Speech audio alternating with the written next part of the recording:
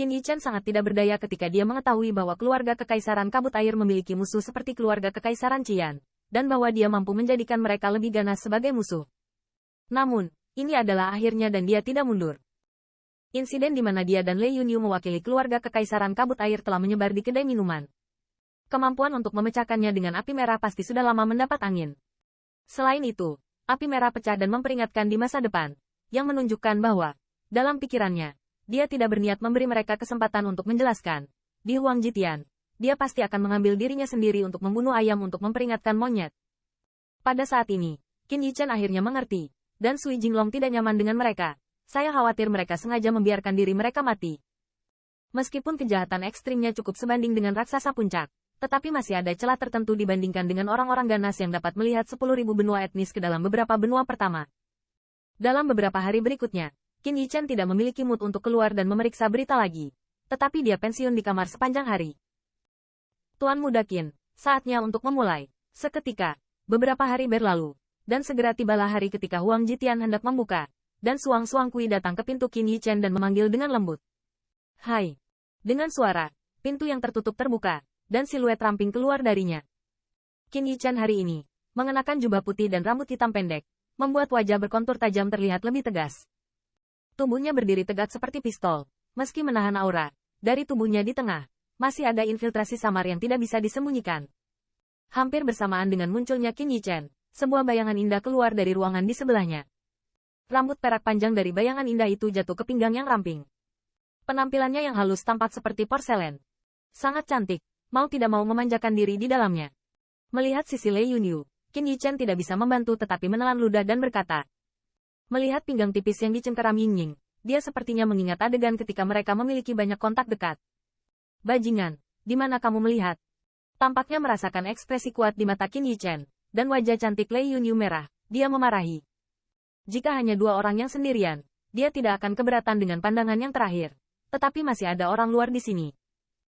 Dua orang. Tolong ikuti aku. Kurangnya air di depan saya juga harus saya akui. Pasangan pria tampan dan gadis cantik ini, temperamennya sangat langka. Tetapi saat ini dia tampaknya tidak punya waktu untuk mengikat, tetapi berkata dengan sedikit kecemasan. Ah, Qin Yichen mengangguk, melirik Lei Yun dengan tenang, dan berjalan menuju loteng. Ya Tuhan, ternyata benar. Keluarga Kekaisaran Suiwu benar-benar mengirim seseorang untuk berpartisipasi. Haha, seorang raksasa, dan senior yang suci. Apakah ini kematian yang disengaja? Yah, mereka sepertinya bukan anggota keluarga Kekaisaran Kabut Air. Keluarga Kekaisaran Kabut Air pasti takut, jadi sengaja menjual dua kualifikasi ini kepada orang lain. Dua orang ini benar-benar menyedihkan.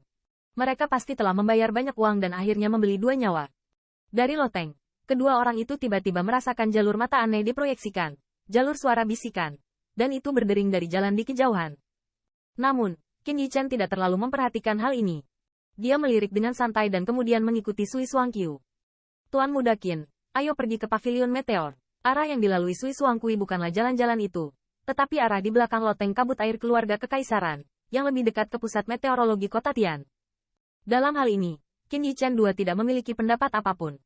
Bagaimanapun, mereka adalah yang pertama kali berpartisipasi, dan mereka masih mewakili ras tingkat penguasa. Secara alami, mereka masih mematuhi kekurangan air.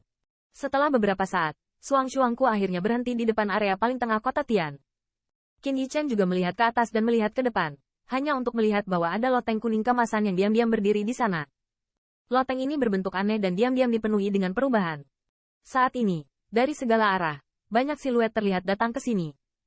Dengan persepsi, Qin Yichen dapat merasakan bahwa siluet di dekat sini lebih kuat dari kekuatan biasa. Jelas, mereka yang memenuhi syarat untuk datang ke sini pasti para elit yang berpartisipasi kali ini. Tuan Muda Qin, setelah Anda masuk, seseorang akan menyambut Anda. Anda hanya perlu menunjukkan kepada mereka token itu. Ketika saatnya tiba, Anda akan memenuhi syarat untuk memasuki Huang Jitian terlebih dahulu. Di depan loteng emas ini, Sui Suangqui tidak bergerak maju, tetapi berbicara dengan hormat kepada Qin Yichen. Ah, dalam hal ini, Qin Yichen tidak memiliki ketidakpuasan apapun. Setelah mengetahui pikiran buruk Sui Jinglong, dia tidak lagi berterima kasih atas keluarga Kekaisaran Kabut Air. Secara alami, dia tidak akan berharap kekurangan air. Setelah menatap sedikit, kaki Qin Yichen bergerak langsung ke dalam gedung. Begitu saya memasuki loteng emas ini, pemandangan di depan saya langsung melebar. Qin Yichen mendongak dan menemukan bahwa loteng ini terbagi menjadi beberapa lapisan. Ada banyak siluet di setiap lapisan, tetapi semakin jauh, fluktuasi siluet tersebut menjadi lebih tirani. Di atas beberapa siluet di lapisan atas, ada paksaan mencengangkan yang merasuki dan membuat orang tercengang. Ketika Qin Yichen 2 berjalan ke pavilion meteor, suara bising asli juga melemah, dan banyak mata dilemparkan dengan sentuhan warna yang menakjubkan, diproyeksikan ke sisi Qin Yichen Lei Yunyu. Ras mana keduanya? Pavilion meteorit. Untuk saat ini, pembangkit tenaga listrik di bawah ras puncak tidak akan diterima.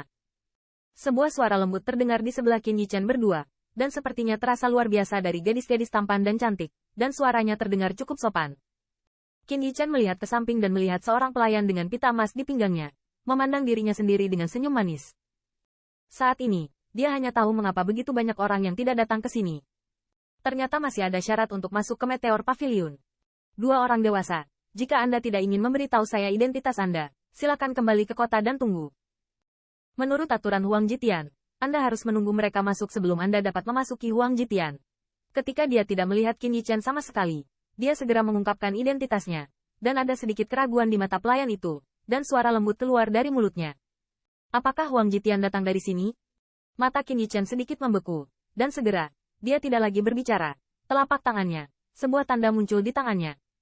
Dengan kemunculan token yang diukir dengan kata, air, suara aslinya tiba-tiba terhenti.